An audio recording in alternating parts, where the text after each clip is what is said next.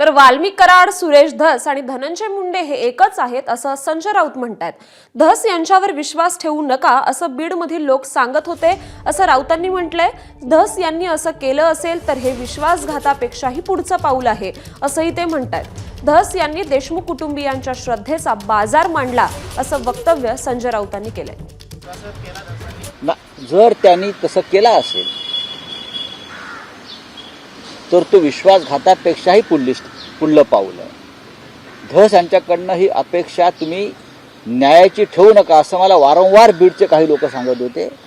त्यांचं म्हणणं असं होतं की वाल्मिक कराड, सुरेश धस आणि धनंजय मुंडे हे एकच आहेत। एका नाण्याला दोन बाजू असतात, ह्या तीन बाजू आहेत। पण मी विश्वास ठेवला नाही तरी मला अपेक्षा आहे की धस यांच्याकडनं असं कोणतंही कृत्य होणार नाही। एबीपी माझा, उघडा डोळे बघा नीट।